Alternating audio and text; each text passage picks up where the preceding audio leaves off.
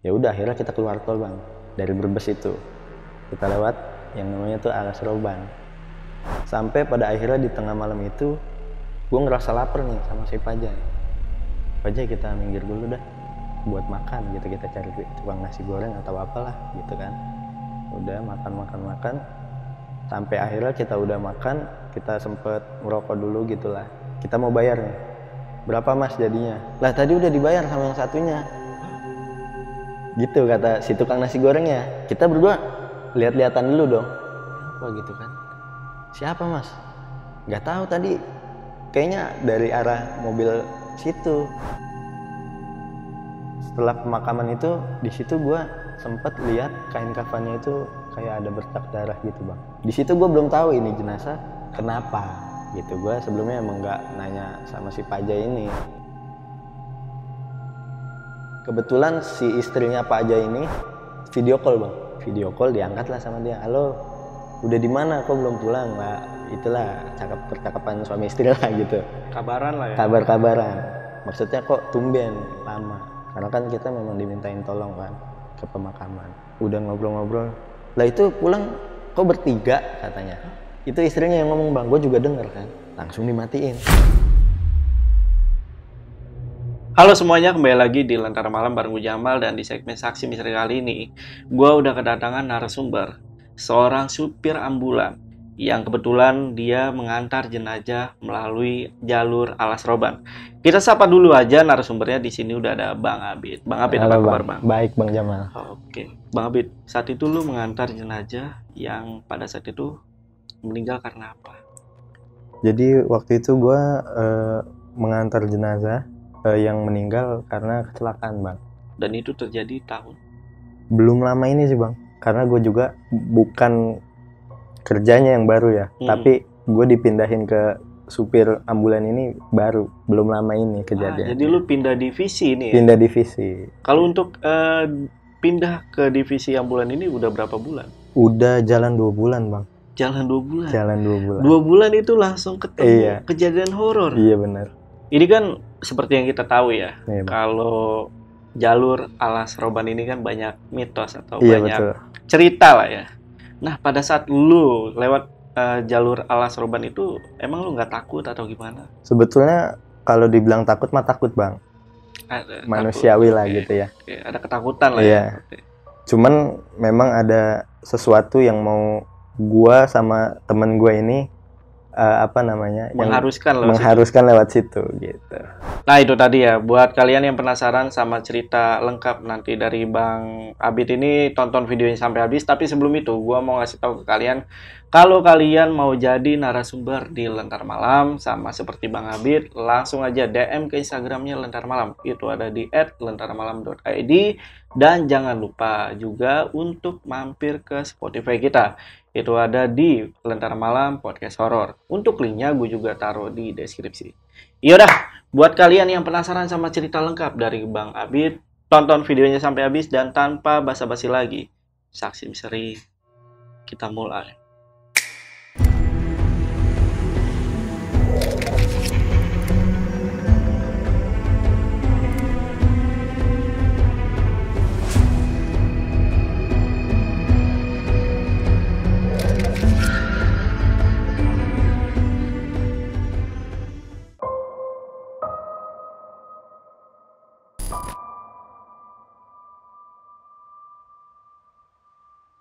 Jadi cerita ini berawal di tahun 2020 bang. Waktu itu gue masih nganggur gitu ya. Masih nganggur, terus temen gue nawarin kerjaan di salah satu rumah sakit di Bekasi. Rumah sakit swasta. Pada saat itu untuk posisi kurir di rumah sakit bang. Jadi job desk-nya itu kayak kita ada permintaan darah, nah kita yang jalan tuh ke PMI untuk ngambil bang. Atau buat bacain hasil radiologi atau sampel-sampel lab gitu bang. Nah jadi awalnya sih gue dari 2020 ke 2021 itu gue sebagai kurir di rumah sakit itu. Di situ nggak banyak kejanggalan lah gitu, maksudnya normal-normal aja lah gue kerja. Nggak pernah ada kejadian? Iya, ya paling kayak ada suara apa ketika gue di mana, di tempat-tempat tertentu gitu. Pada akhirnya di tahun 2021 akhir itu salah satu supir itu keluar bang, pensiun, supir ambulan pensiun. Sampai pada akhirnya adalah supir baru lagi, nyari supir lagi ada, dapat gitu. Setelah dapat, jalan beberapa bulan itu keluar lagi bang. Entah apa alasannya gue juga belum tahu lah pada saat itu ya. Terus dicari lagi supir, dapat lagi nih bang. Hitungan beberapa minggu doang sih itu keluar lagi bang. Resign lagi. Resign lagi. Sampai akhirnya ada satu supir lagi resign lagi bang. Supir yang udah ada di situ resign lagi tuh. Berarti udah ada 3. Dua. Iya.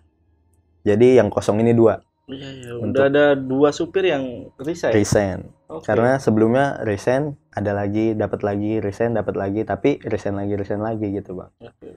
Hanya ya paling lama yang cuma sebulan setengah lah waktu kemarin itu. Nah setelah 02 ini si rumah sakit ini nyari lagi bang, nyari lagi, mungkin nggak ada yang cocok dengan kriterianya, dengan kriteria rumah sakit ini nggak ada yang cocok.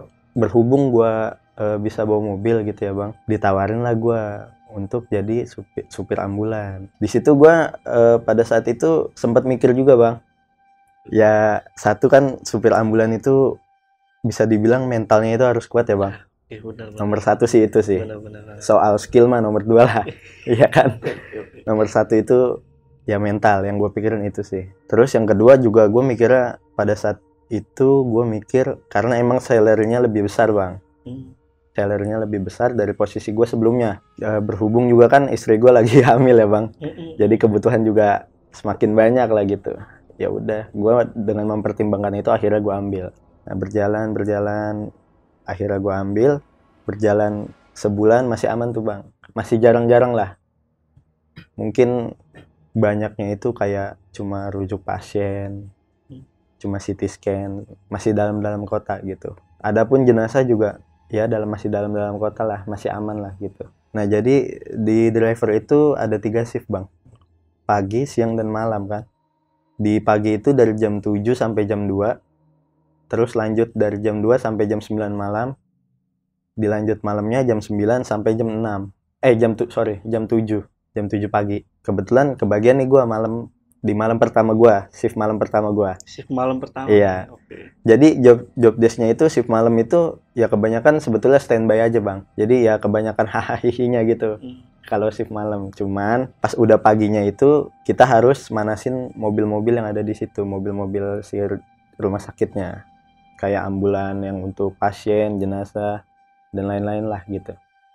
Nah, pada saat itu sekitar jam 5:30 lah, gue manasin mobil bang. Masih gelap tuh, gue manasin mobil di ambulan pasien aman. Jadi ambulan pasien itu ada dua mobil. Itu untuk ambulan pasien doang. Mobil jenazahnya 1. Jadi total 3. Total 3 mobil ambulan. Itu belum termasuk mobil operasional lain. Nah, gue manasin mobil lah. Nah tiba nih gue manasin mobil jenazah ini. Ketika gue manasin, ketika yang lainnya normal aja gitu, manasin, gue tinggal, gue tutup, gue tinggal. Nah ketika si mobil jenazah ini gue manasin, gue nyalain, gue tutup tuh pintu bang, ya kan. Tiba-tiba kekunci tuh bang, bruk aja kunci nih mobil nyala posisinya. Pikir gue pada saat itu memang kan kadang ada mobil yang central lock-nya itu kalau ditutup langsung kunci. Mobil yang lain kok enggak, padahal dengan model remote yang sama. Nah akhirnya gue coba ke security kan, maksudnya gue mau minjem penggaris gitu, gue mau akalin. Karena dari dalam itu Karena dari dalam, kuncinya di dalam kan, gue lagi manasin. Sementara mesin nyala. Kalau gue nunggu orang kantor datang, karena kan kunci serepnya sama orang kantor. Itu mungkin bensin habis duluan gitu. Ya udah gue coba, Pak punya penggaris nggak? Gue coba ke security tuh. Ada, emang buat apaan? Itu mobil kekunci. Mobil apaan? Mobil jenazah. Dia cuma senyum doang gitu, nyengir doang. Kayak ada sesuatu nih ya. Ya udahlah. Nih ada penggaris. Ya udah tuh gue coba akalin. Mungkin ada 1 jam lah itu gue ngakalin bang. Karena memang penggarisnya nggak cukup panjang. Gue akalin. Akhirnya kebuka tuh. Drek aja. Nggak tahu kenapa nggak tiba-tiba kebuka. Wah gue udah lemes sih. Udah panik sih sebetulnya. Karena posisi kan masih gelap bang. Udah gitu parkiran mobil jenazah itu di depan kamar jenazah ini, tempat pemulasaran jenazah. Iya, yang dimana depannya itu banyak peti-peti, ada kayak dorongan buat transit jenazah dari ruangan ke tempat itu gitu kan. Ya adalah rasa paniknya. Ditambah gue kan baru dipindah. Jadi pengalaman masuk malam gue ya baru itu di rumah sakit itu. Karena di kurir itu cuma 2 shift bang, pagi dan siang. Akhirnya kebuka, udah langsung gue matiin mobilnya. Gue kunci-kunciin tuh, semua gue mati-matiin. Gue balikin tuh kuncinya ke security. Memang kan kunci yang megang security gitu. Gue tunggu sampai yang shift pagi datang. Sekalian gue mau nanya, emang mobil jenazah itu kalau ditutup itu suka langsung ngunci gitu kan? Gue mau mastiin gitu. Gue tunggu, akhirnya datang tuh yang shift paginya. Ya sedikit ngobrol-ngobrol, akhirnya gue tanya, bang, emang kalau mobil jenazah kalau kita langsung tutup itu dia langsung ngunci central lock-nya gitu kan? Ah enggak, dia ngunci kalau kita udah jalan di 20 km per jam. Itu baru dia ngunci, drek gitu. Otomatis. Kalau kita udah jalan 20 km per jam tuh bang. Lah terus tadi gue kekunci bang, lagi manasin, nggak jalan sama sekali, gitu kan? Oh ya udah itu mah kenalan gitu kan. Maksudnya kenalan gimana bang? Gue tanya gitu. Ya kenalan, lu kan baru masuk itu mobil, ya baru ini doang. Ya udahlah, gue nggak terlalu hirauin gitu kan. Ya menurut gue juga wajar lah. Udah singkat cerita, sedikit gue jelasin SOP di situ itu. Kalau ada pengiriman jenazah keluar kota, itu harus yang libur bang, yang berangkat yang libur. Jadi yang biar sisanya standby di rumah sakit. Entah kalau ada rujukan atau apa gitu. Selang dari kejadian itu, memang gak ada apa-apa lagi sih bang. Kebetulan ada nih bang, pengiriman jenazah ke daerah Jawa Tengah. Salah satu daerah di Jawa Tengah. Kebetulan juga gue itu libur. Abis masuk malam, jadi abis masuk malam, itu ada namanya lepas. Ya, lepas itu sebetulnya buat standby kita di rumah. Jadi suatu saat dibutuhkan ya kita tinggal ditelepon ya kita datang. Oh, berarti memang lu libur nggak benar-benar libur ya berarti? Iya, ya? sebetulnya liburnya itu jadi 2 hari. Jadi yang satu itu lepas. Nah, lepas itu untuk kita standby di rumah. Iya. Nah, kebetulan ada tuh bang pengiriman yang tadi gue bilang ke salah satu daerah di Jawa Tengah. Kebetulan juga gue udah habis shift malam nih, ya udah dikabarin lah gue, Bit ada pengiriman untuk ke sini gitu. Oh ya udah oke, nanti ke situ habis maghrib, gue bilang. Itu nelponnya sore. Terus gue pikir tanggung lah nanti aja habis maghrib. Ya udah, gue kesana, terus gue serah terima, gue tanda tangan di situ. Jenazah juga lagi diurusin sama temen gue. Nah jadi temen gue ini bang, selain dia driver, dia juga yang ngurusin pemulasaran jenazah. Jadi kayak mandiin, ngapain itu dia. Lanjut langsung kita berangkat itu sekitar pukul jam 7. Jam 7 kita start. Dari sini sih aman-aman aja lah gitu ya. Nah gue jadi berangkat sama si Pak Jai bang namanya. Pak Jai ini yang tadi gue bilang yang ngurusin pemulasaran jenazah ini. Karena memang anjuran dari rumah sakit itu kayak gitu bang. Jadi setiap kita ngirim keluar kota harus ada yang nemenin. Entah dari rumah sakit atau kita bawa sendiri. Karena memang ada apa ya bisa dibilang uang tip, uang jalan beda lah untuk si supir dan yang nemenin ini gitu. Ya udah, akhirnya gue berangkat sama si Paja ini. Di jalan kita aman aja gitu lah. Sampai kita di salah satu rest area masih di daerah Brebes bang. Brebes.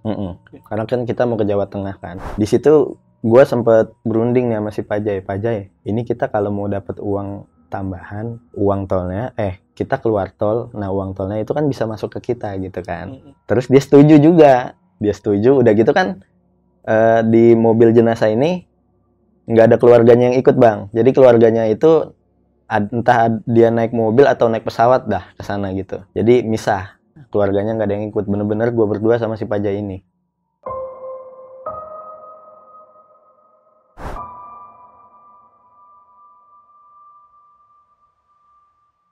Singkat cerita, Paja setuju sama yang tadi gue bilang. Ya udah akhirnya kita keluar tol bang. Dari Brebes itu. Kita lewat yang namanya tuh Alas Roban. Sebetulnya ya yang dipertimbangin sama si Pajai juga itu kan. Lewat Alas Roban. Ya. Cuman gue bilang sekarang mau udah rame Pajai, nggak kayak dulu Alas Roban. Udah banyak yang dagang bla bla bla gitulah. Ya udah akhirnya dia setuju. Ya udah gue lewat situ akhirnya. Alhamdulillah lewat situ aman-aman aja bang. Sampai pada akhirnya di tengah malam itu gue ngerasa lapar nih sama si Pajai. Pajai kita minggir dulu dah buat makan gitu, kita cari tukang nasi goreng atau apalah. Yang kebetulan emang malam itu ya tukang nasi goreng doang mungkin adanya. Minggir lah kita. di salah satu tukang nasi goreng. Itu udah lewat Alas Roban bang. Udah jam berapa itu? Udah sekitar 1:30 lah. Setengah dua malam. Setengah dua malam kita makan, pesen lah nih, bang nasi goreng 2 gitu, yang rada pedes ya, karena kita melek nih. Udah makan sampai akhirnya kita udah makan, kita sempet ngerokok dulu gitulah. Kita mau bayar nih, berapa mas jadinya? Lah tadi udah dibayar sama yang satunya. Hah? Gitu kata si tukang nasi gorengnya. Kita berdua lihat-lihatan dulu dong, apa gitu kan, siapa mas? Nggak tahu, tadi kayaknya dari arah mobil situ. Mobil situ itu mobil saya, mobil gua maksudnya. Ah yang bener mas, ini udah dibayar. Udah, orang tadi 3 porsi kok dia juga makan. Makan di mana? Saya nggak ngeliat dia makan. Ada orang makan selain kita berdua gitu. Yang nggak tahu dia mesen terus dia bawa makanannya itu. Wah. Arahnya dari mobil situ. Katanya. Dari mobil ambulan. Dari mobil ambulan, dari mobil gua. Aduh. Tapi beneran udah dibayar. Udah tadi 3 porsi dibayar sama dia. Ngiyakinin banget itu si tukang nasi gorengnya bang. Ya udah ya Pak Jai, kita lanjut lagi. Udah mas, makasih ya. Itulah. Pada akhirnya lu nggak bayar tuh ya? Nggak bayar bang. Bener-bener nggak bayar gua. Bersih kekeh tuh ya? Iya. Sampai kita sempet diem dulu di mobil. Maksudnya gimana sih Pak Jai? Gue bingung gitu bang. Sementara gue juga belum ada pengalaman yang kayak gitu lah. Itu pertama kalinya gue ngirim jenazah ke luar kota. Iya. Pak Jai juga bingung gitu kan. Dah gue nggak tahu Bit. Mungkin dia mau terima kasih sama kita. Gitu. Kata si Pak Jai. Emang sering yang kayak gini Pak Jai? Yang gak sering-sering banget sih. Paling ya kalau itu dia caranya beda-beda gitu. Apa dengan cuma dia nampakin atau apa gitu. Oh, jadi Pak Jai juga pada akhirnya berpikir mungkin iya, mungkin si yang kita antar ini, iya, si almarhum dari ini, iya, mau berterima kasih lah karena udah kita antar gitu kan. Ngeri cuk, tapi cuk. Oke, akhirnya ya udah kita lanjut ya Pak Jai. Di situ gua buka kaca tuh bang, udah mulai buka kaca kan, karena biar ada kayak suara bising-bising yang masuk lah, jadi nggak suara kita berdua doang. Ya di situ udah sambil ada suara sirine juga kan. Gue jalan masuk tol lagi lah gue. Alhamdulillah sampai di rumah yang kita anter ini. Di situ kita sempet ditawarin makan, istirahat dulu, sempet diminta tolong lah gitu si dari pihak keluarganya ini, Mas, saya minta tolong jangan pulang dulu, sekalian ini diantar ke pemakamannya. Nanti soal itu nanti saya tambahin gitulah. Oh ya udah Pak, iya siap gitu kan. Sambil gue juga istirahat nih sama Pak Jai.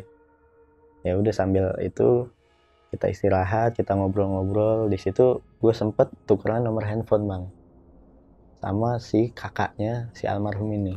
Tukeran nomor telepon untuk mungkin kalau dia memang tinggalnya di Jakarta, cuman memang keluarganya ini mau dimakaminnya di kampung. Jadi mungkin kalau ada apa-apa gampang lah, tinggal kontek-kontekan gitu. Ya udah singkat cerita kita ke pemakaman. Setelah pemakaman itu di situ gue sempet lihat kain kafannya itu kayak ada bercak darah gitu bang. Di situ gue belum tahu ini jenazah kenapa gitu. Gue sebelumnya emang nggak nanya sama si Pak Jai ini karena memang ya kita lagi bawa terus kita omongin juga kan kesannya gimana gitu. Ya udah di situ gue juga masih diam. Selesai pemakaman kita langsung pamit dari pemakaman, jadi langsung pamit lah gitu.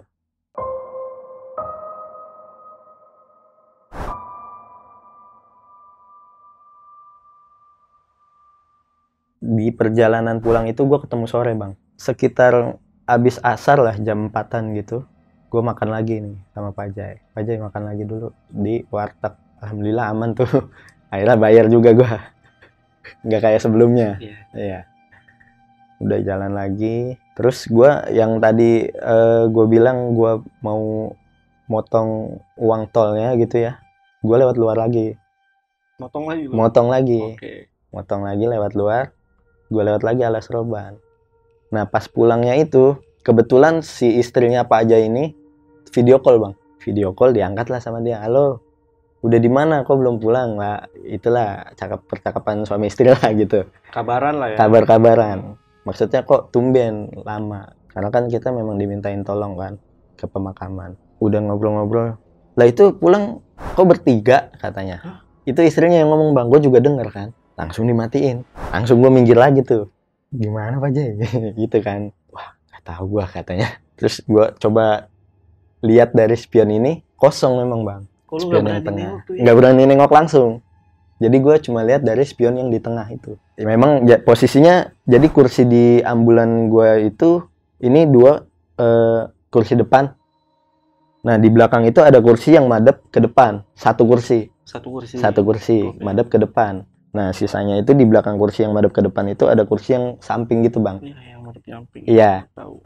Menurut istrinya itu ada orang yang duduk di kursi yang madep ke depan ini. Nah gue juga yang nggak tahu harus gimana sih waktu itu. Iya. Coba Pak Jai gantian deh nyetirnya gitu kan. Ya udah gantian tuh gue sama Pak Jai.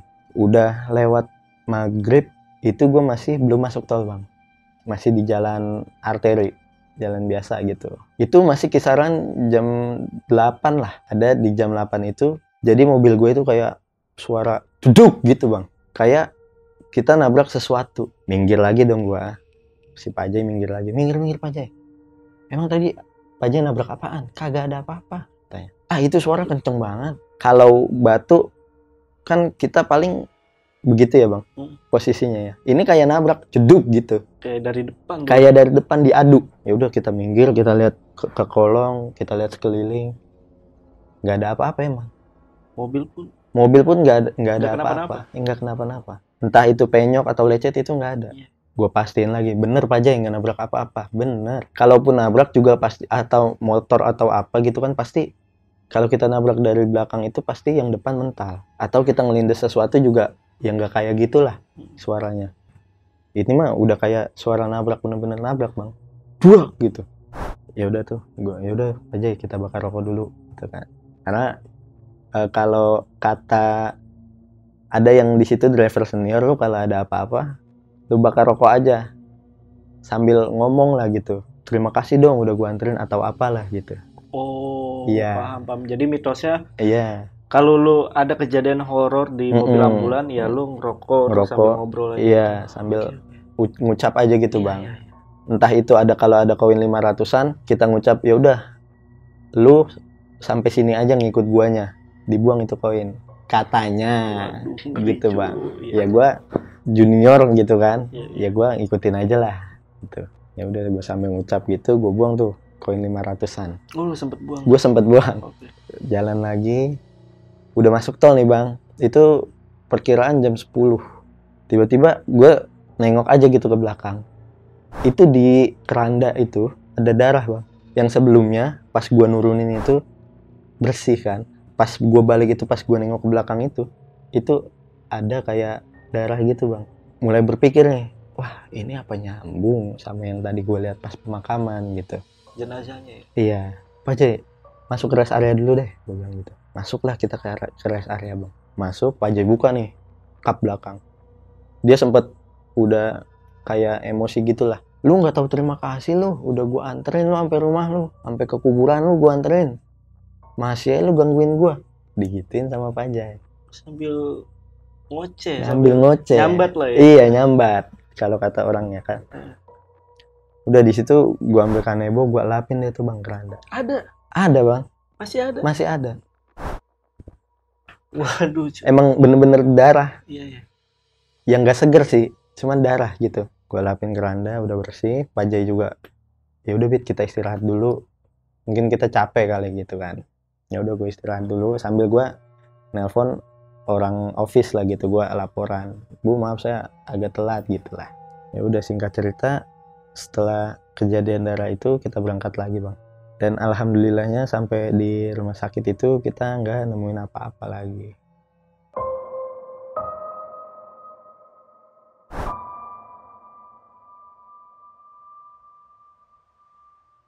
Jadi setelah pengantaran yang jenazah sebelumnya itu bang, kan gue libur tuh. Nah libur pas gue masuk itu, gue itu tukeran shift. Jadi gue siang, yang aturan pagi gue siang. Nah gue siang, pas udah jam 8 lah, rumah sakit juga udah mulai sepi gitu kan. Maksudnya orang kantor udah pulang, pasien juga udah sepi gitu. Ya gue nyuci mobil ambulan ini yang kemarin gue pakai. Gue nyuci, pas gue lagi nyikat-nyikatin ban belakang nih, itu dari dalam ada yang ngedor, kaca digedor gitu bang. Tuk. Gue langsung, wih, Gue gitu kan, kaget kan. Dalam hati gue, masih sore, udah ini aja gue. Terus gue juga sambil ngomong gitu dalam hati, udahlah, kita kan udah beda gitu, beda alam. Lu juga udah gue tolongin, udah gue anterin.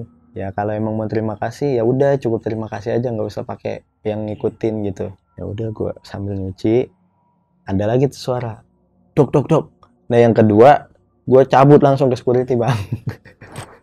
Udah takut Udah lah ya, iya, tuh, yang pertama ya masih oke lah gitu. Nah giliran yang kedua udah gue cabut tuh ke security. Pak tolong temenin saya pak nyuci mobil. Takutnya ada pasien UGD yang masuk tuh kan, karena kan security itu biasanya bantu pasien turun gitu kan bang. Gue carilah cleaning service, akhirnya ketemu. Lu nemenin gue nyuci mobil. Lah emang apa bang? Udah nemenin gue aja gitu. Gue bilang ya udah. Di situ gua nggak selesain, langsung gue lap kering gitu, lap kanebo, nggak sampai tuntas. Gue lapin sambil gue ngucap, udah ya jangan pakai ngikut-ngikut lagi, kita udah beda alam lah gitu. Sambil ngelap tuh gue sambil ngucap, sambil ya istighfar lah gitu yang sebisa gue. Udah singkat cerita gue kelar nyuci, gue balikin lagi mobilnya ke parkiran semula. Di hari berikutnya si kakaknya ini yang tadi minta nomor gue ini nelpon bang, ngubungin gue. Bang, ini saya kakaknya si Fulan gitulah. Oh iya, ada apa mas? Gue bilang gitu. Ini kan si Fulan ini kecelakaan di dekat rumah sakit.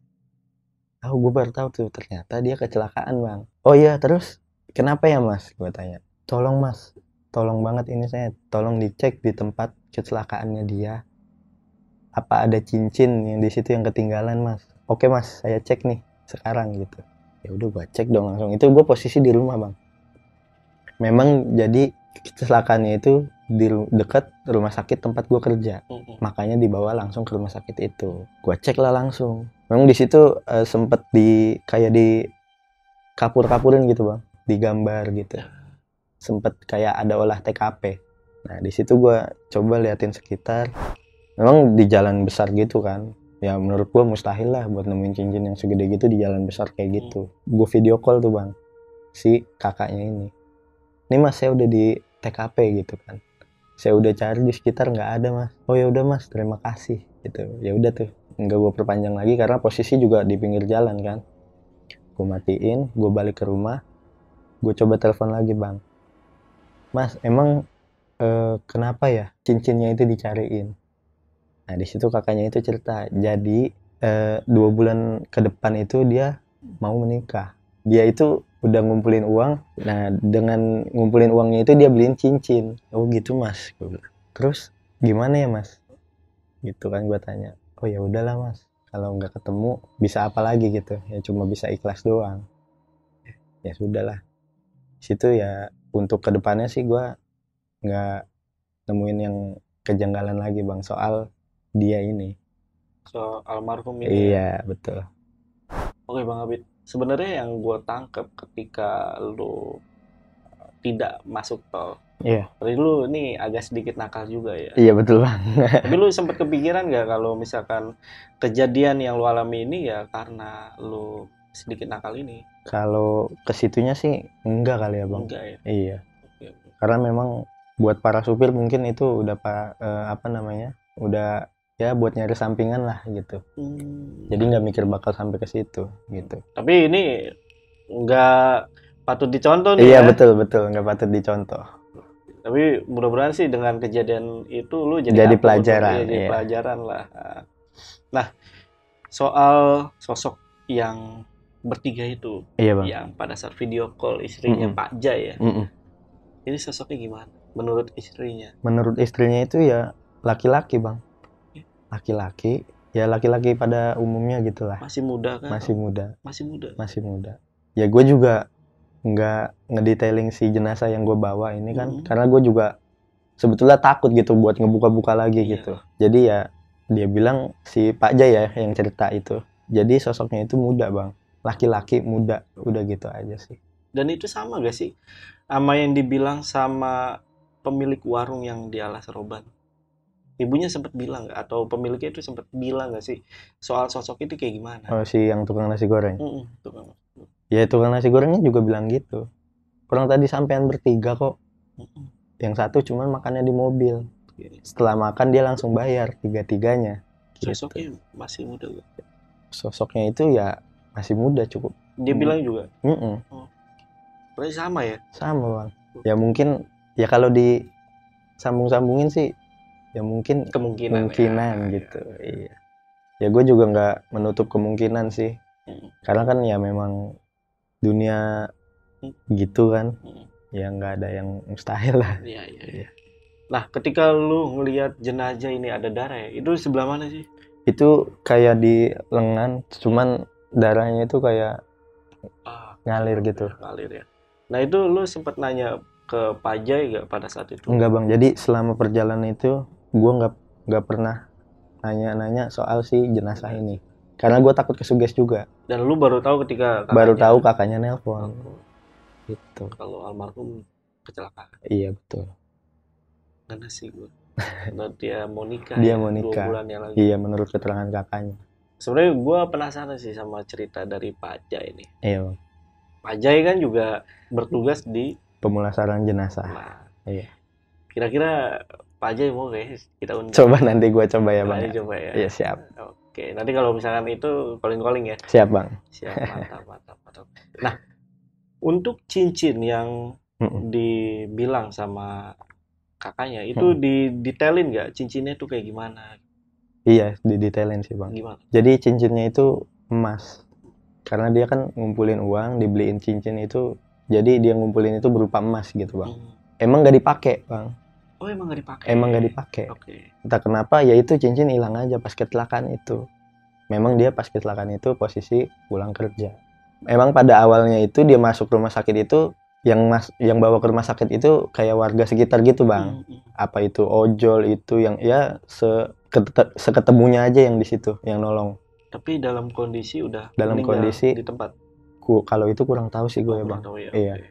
Yang gue tahu karena kan posisi gue udah lepas tuh bang. Maksudnya abis masuk malam gue lepas. Gue taunya udah ya gue nganter jenazah aja gitu. Sorry nih, ini ketabrak atau terlindas? Kayaknya sih ini kecelakaan tunggal gitu bang.